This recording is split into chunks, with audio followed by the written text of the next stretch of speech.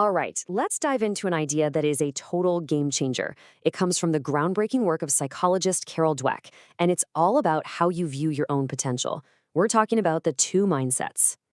Okay, so let me ask you something and be honest. What happens when you fail? You get a bad grade, a big project at work just completely bombs. What's your first reaction? Is it, ugh, I'm just not smart enough for this? Or is it more like, okay, that didn't work. What can I learn? Let's go again. Because how you answer that question, well, that reveals pretty much everything. So where did this whole idea even come from? Well, it all started with a really simple but brilliant experiment involving kids and puzzles.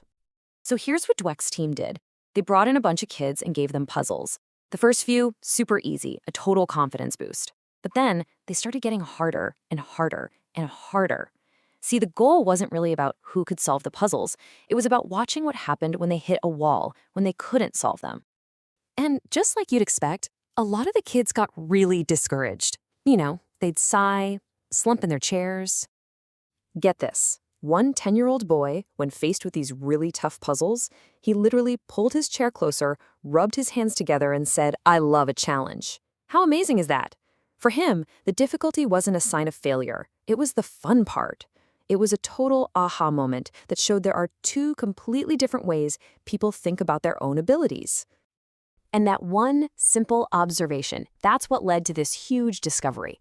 It turns out we all tend to operate from one of two very powerful and very different mindsets. Okay, so let's break them down. First, you've got the fixed mindset. This is the belief that your qualities, like how smart you are just fixed. They're carved in stone. You've got a certain amount, and that's it.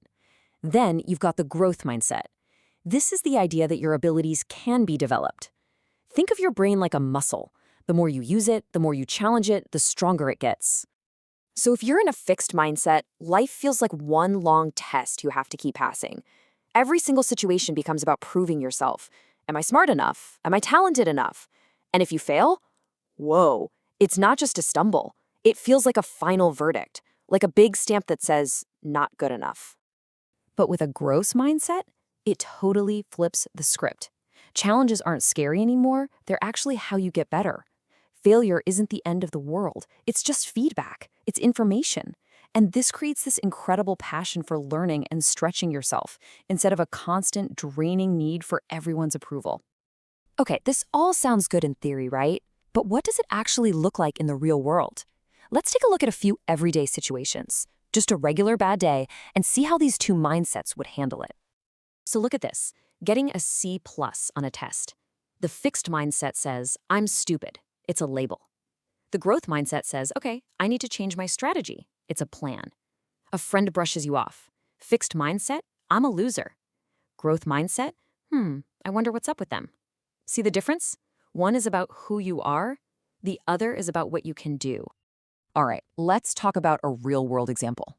I want to show you how a fixed mindset can play out, even for someone who is, by all accounts, one of the most talented people on the planet. Let's talk about John McEnroe. So McEnroe had this incredible raw talent.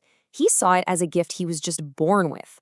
But that meant that when he lost, he couldn't face the idea that maybe he needed to work harder or that his opponent was just better that day, because that would mean his gift wasn't enough. So what did he do? He always blamed something else. It was too hot, too cold, he had a fever. It was never his fault. And look, this way of thinking had real consequences. I mean, yeah, he was #1 in the world for 4 years. That's amazing. But even McEnroe himself has admitted that because he didn't love challenges, because he always assigned blame, he never actually reached his full potential. Think about that. Okay, now let's do a complete 180. Let's look at the absolute icon of the growth mindset. And what's so interesting is that his story doesn't start with success. It starts with a pretty famous failure. I mean, just listen to this quote from Michael Jordan. He's literally listing his failures. 9,000 missed shots. Almost 300 lost games. He's saying that all that failure is the reason he succeeded. For him, failure wasn't something to be ashamed of. It was fuel. It was the engine driving him forward. Every miss was just data. So you see, with Jordan, it was never just about the talent he was born with. His legendary status was forged in the gym through hours and hours of relentless hard work. He was famous for his work ethic. He took that early rejection from his high school team and used it as motivation for his entire career. I love this description of him, a genius who constantly wants to upgrade his genius. That is the growth mindset in a nutshell. So, this all brings us to a really big, fascinating question. The fixed mindset basically says you can size someone up early on and know their potential. But can you? Is that actually true? Just take a look at these names: Charles Darwin, Leo Tolstoy, Ben Hogan, one of the greatest golfers of all time, Cindy Sherman, a legendary artist. You know what they all have in common? As kids, they were seen as pretty ordinary, some even less than ordinary. If we had just taken a snapshot of their talent back then, we would have completely written them off. We would have missed their genius entirely. And this really gets to the heart of it, doesn't it? A person's true potential, it's unknown. In fact, it's unknowable. You can't possibly predict what someone can achieve with years and years of passion, hard work, and training. It's not a fixed point on a map, it's an entire journey.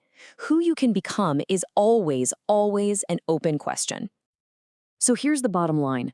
The growth mindset isn't about denying talent. Sure, talent is great, but it's just the starting point. Effort. Effort is the magic ingredient. Effort is what takes that spark of ability and turns it into something real, something amazing. So when it all comes down to it, it's a choice, right? The choice of the story you want to tell about your own life. You can look at failure as a stop sign, or you can see it as a guidepost.